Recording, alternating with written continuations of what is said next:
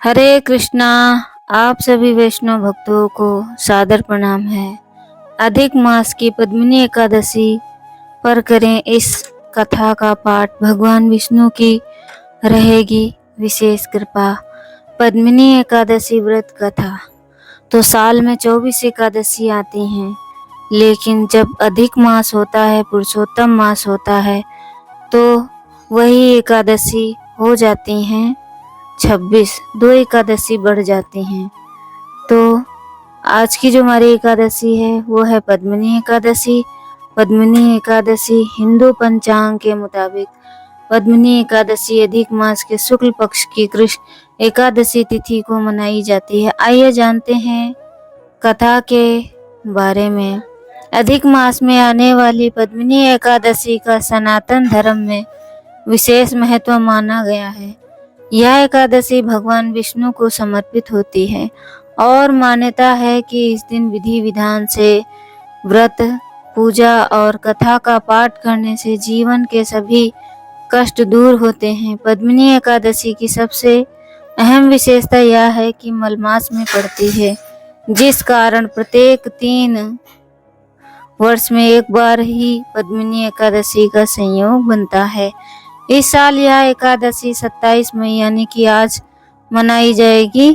वहीं इस दिन भगवान विष्णु की पूजा के साथ व्रत कथा पढ़नी जरूरी होती है, वरना पूजा अधूरी मानी जाती है। आइए जानते हैं इस दिन कौन सी कथा पढ़नी और सुननी चाहिए।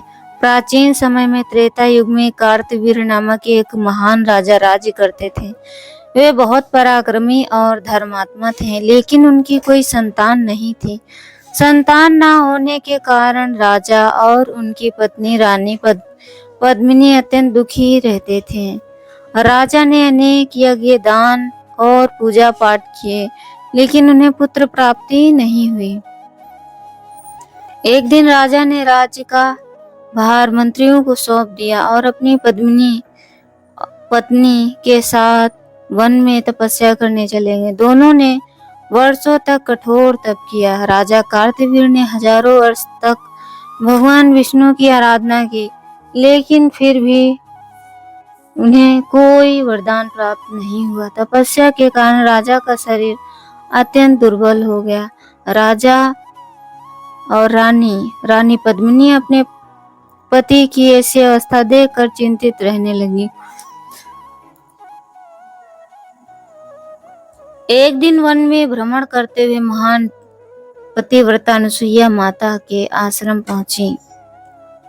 रानी ने माता अनुसुईया को प्रणाम किया और विनम्रता से अपनी पीड़ा सुनाई। रानी पद्मिनी की भक्ति और पतिव्रता धर्म से प्रसन्न होकर माता अनुसुईया ने कहा, हे देवी, अधिक मास की शुक्ल पक्ष की एकादशी को पद्मिनी एकादशी कहा जाता है। यदि आप इस व्रत को विधि पूर्वक करें और भगवान विष्णु की आराधना करें तो निश्चित ही आपकी मनोकामना पूर्ण होगी। माता अनुसुईया ने रानी को व्रत की संपूर्ण विधि बताई। रानी पद्मिनी ने अत्यंत श्रद्धा और विनय पूर्वक पद्मिनी एकादशी का व्रत किया। उन्होंने पूरी रात जागरण किया, भगवान विष्णु के भजन कीर्तन किए और द्वादशी तिथि में ब्राह्मणों को भोजन कराकर दान दक्षिणा दी।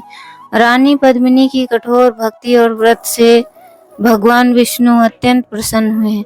वे गरुड़ पर सवार होकर प्रकट हुए और बोले, हे देवी, मैं तुम्हारी भक्ति से प्रसन्न हूँ, वर मांगो। रानी ने हाथ जोड़कर कहा, प्रभु, मेरे पति को ऐसे तेजस्वी और बलवान पुत्र प्राप्त हो तो तीनों लोकों में प्रसिद्ध हो।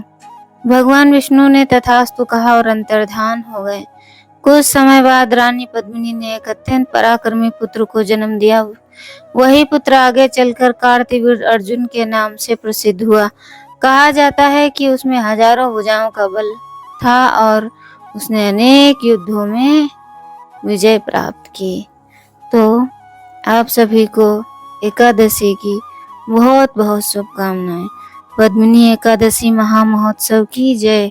तो पद्मिनी एकादशी बहुत ही विशेष है, तो इस दिन भगवान की कृपा प्राप्त करनी चाहिए, अधिक से अधिक नाम जप करना चाहिए, भगवान की कथाओं का श्रवण करना चाहिए और उनकी लीलाओं को श्रवण करना चाहिए, नाम जप करना चाहिए, संकीर्तन करना चाहिए, पूरे दिन भगवान का नाम जप करना चाहिए।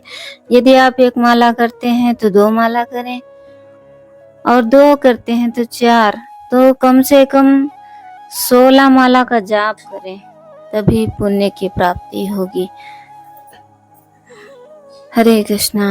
आप सभी वैष्णव भक्तों को दंडवत प्रणाम। हरि बोल।